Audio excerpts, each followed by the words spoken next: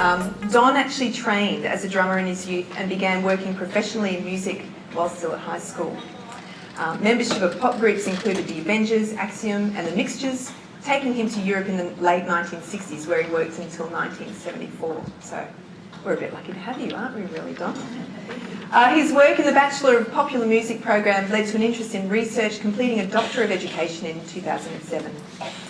He has led an OLT assessment in music project, and his research into assessment has produced frequent international speaking invitations and a number of international research collaborations. So today, Don is actually going to talk to us about using online formal self and peer assessment to enhance collaborative learning. So we're looking at the theory into practice in the Bachelor of Popular Music program. Please make welcome Don Lebler.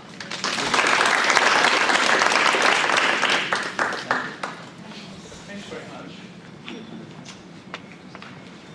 What I'd like to do is describe to you very quickly some of the underpinning ideas behind our assessment process in the Bachelor of Popular Music major study, which is called Popular Music Production.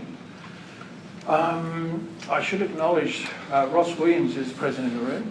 He's the academic who's currently maintaining and managing this process for us in the Popular Music program. So it's great to see him up and about. This activity consumes an enormous amount of time still, even though putting it into an online database, as we have done, has made it rather more achievable than it was before. So, collaborative learning. Why on earth would we have a focus on collaborative learning? Well, there are numerous benefits that have been identified for more than 2.5 decades in the literature. But in reality, almost everything that we do nowadays in the workplace is collaborative to one level or another. So to get people used to the idea of working collaboratively whilst they're students seems to make an awful lot of sense. It's also very common in music. Collaborative learning is a core characteristic of music learning, particularly the case in informal music learning, popular music, stuff that's not institutionalised, well, not normally institutionalised, and it's particularly noticeable in ensemble activity, so musical ensembles, bands, not so much in orchestras. The orchestral culture is actually not to provide a great deal of peer feedback, but in virtually all other musical environments, that's a core part of the culture. You expect to receive feedback from everybody with whom you're working. It often includes significant self and peer assessment in the informal contexts, again, particularly in ensembles and bands, and it creates a shared understanding of quality, which is one of the really important things about collaborative work. It actually enables understandings of standards to be shared amongst the entire cohort. So why do we do this online, and why do we do it in a formal way? Well, we do it online for scalability primarily. All of the principles, all the activities that I'm going to show you in the system in a moment, all existed before we went online, but it was done in very cumbersome ways using Excel and macros and all kinds of things like that. To scale it, it really does need to be in a really sophisticated online environment. It's necessary because the submissions that we receive are complex. Students will have contributed in a variety of ways to the material that they're presenting for assessment. So it's not just assessing their ability to play an instrument or sing or write songs or produce things. It's actually assessing their ability to do all of those things in a wide variety of mixes. Secondly, students are very natural online. That's what they do. They're constantly doing that, sometimes to our irritation in lectures. So they're interacting online all the time. And also they have an expectation now of sophisticated online systems. You can't produce something which looks like an old person's website. It really has to be something that the students can relate to so that they feel comfortable in the environment, and it works the same way as their social media experiences work. To do this formally enhances the informal self and peer assessment stuff. So to get people to develop the ability to continuously monitor their own work whilst it's in progress is one of the most valuable attributes that we can instill in our students, because that's what's going to take them through the rest of their lives and the rest of their careers. And also, in these kinds of collaborative environments, constructive exchange of feedback enables strengths to be shared. So we see this constantly with students who've got particularly focused abilities, and then by constructive exchange of feedback, those strengths are shared amongst the whole cohort. So we use something called the Media Assessment Tool. Our version of it's called the BOCMAT. This was developed by INS Learning and Teaching, back when INS Learning and Teaching existed, under the leadership of Donna Shepherd, who's an education designer now working with Griffith Online. In fact, almost the entire development team is still with Griffith, which is fantastic. So how it works, students self-assess, upload media and text to the system. Students and teachers are assigned to assessment panels. There's usually about 7 or 8 students and 1 teacher in each assessment panel. This semester we're running 17 assessment panels. Each of us conduct complete independent assessment on the basis of what we've received through the system.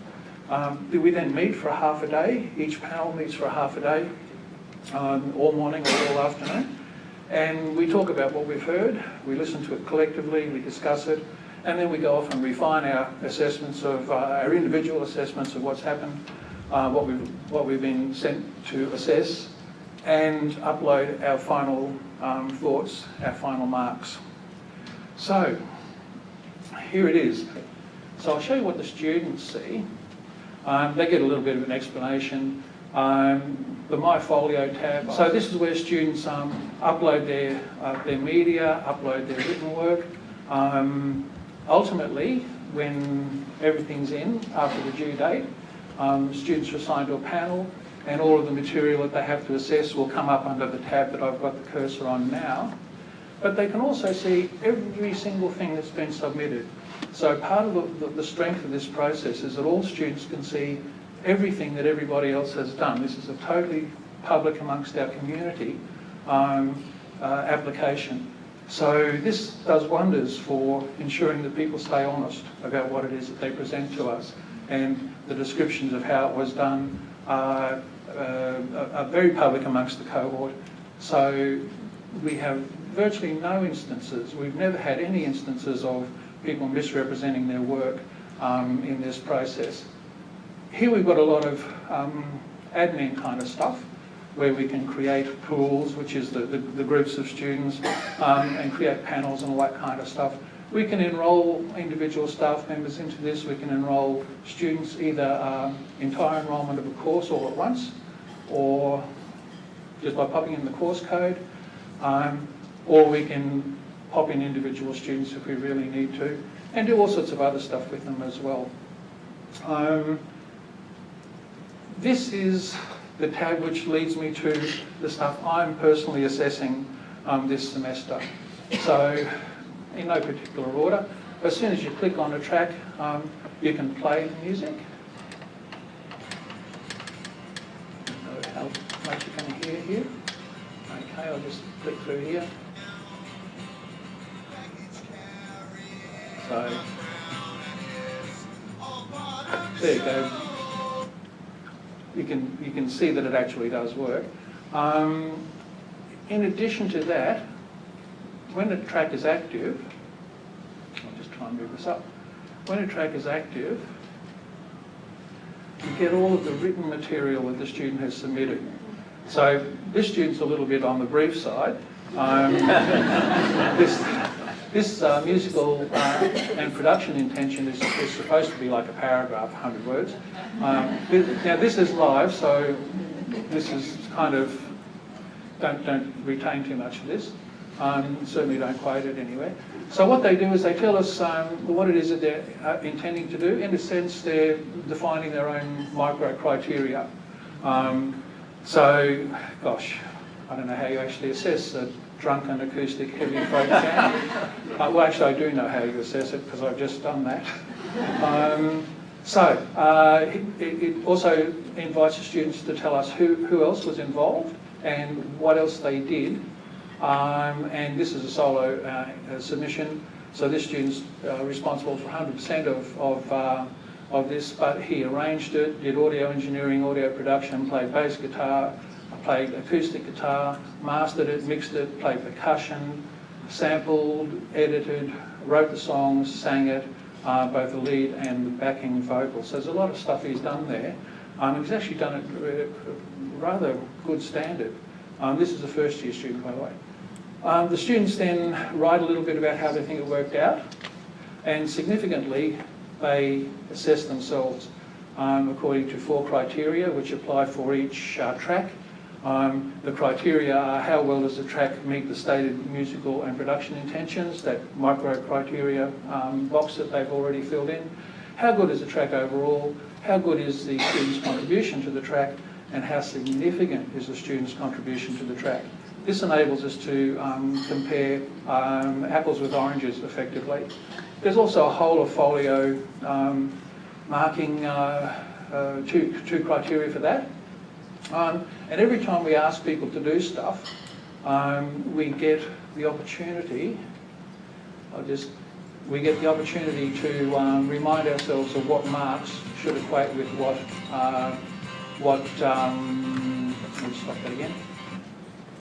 with what characteristics of that particular criterion.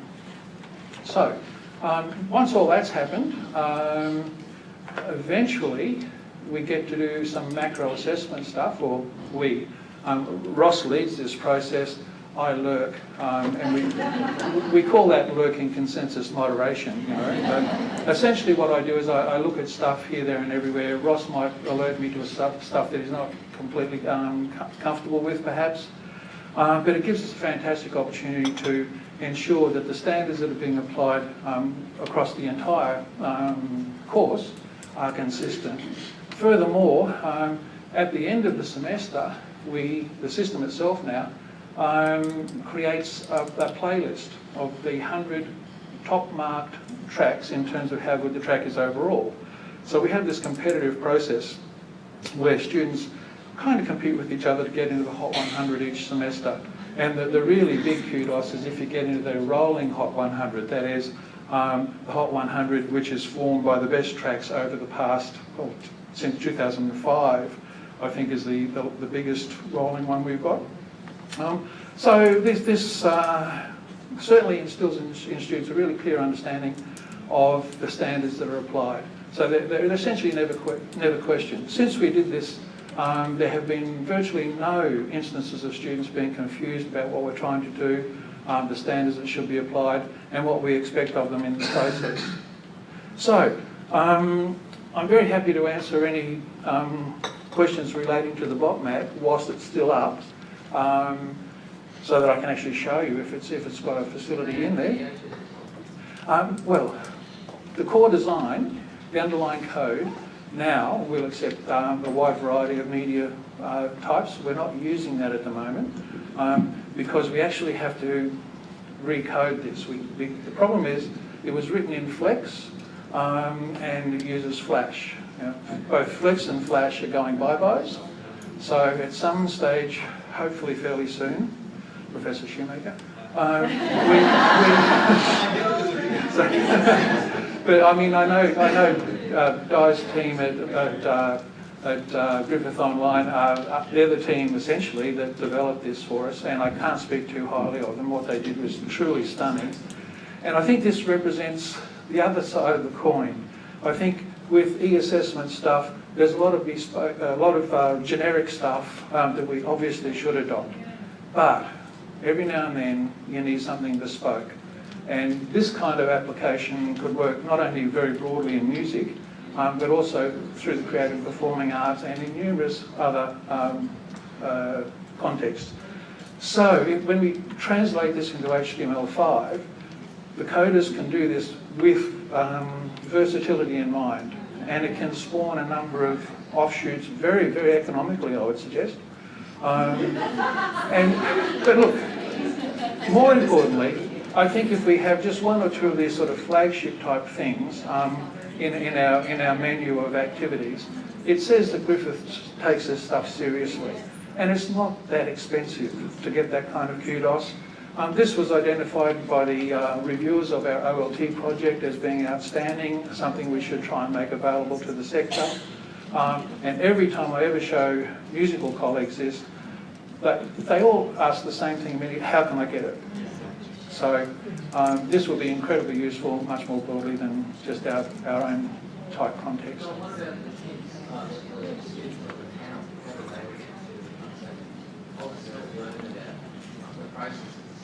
Yep. Yep. It's the most, I think, it's most intensive learning that we all have. So I just love doing panels. I'm doing 3 next week, and I learn an enormous amount from the students, but I also get a chance to draw students' attention to a lot of very important things as well. So it's a very, very interactive, very horizontal, democratic kind of process, but truly an impressive thing to take part in. Yeah.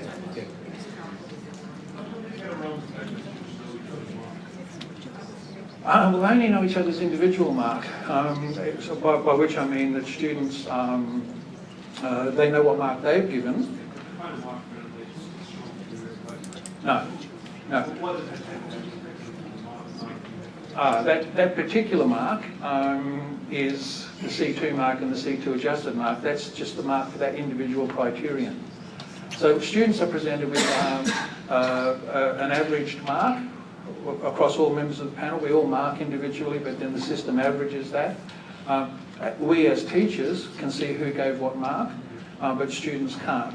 Students are presented with a paragraph of feedback for each of the tracks that they've submitted from each assessor. So they'll get 8 or 9 individual cells of feedback, and unless we choose to put our name in that, the identity of the reviewer is not known to the student.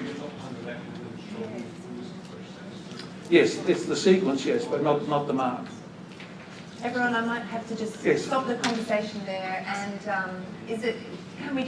we're going to have a little bit of a longer question and answer at the end. Of course, Maybe yes. everyone can address you then, John. Sure. But it's wonderful to see the things that we're looking for. Obviously, making it very explicit and clear to the students what the expectations are of the assessment. We've got self-assessment in there. We're working collaboratively with other people.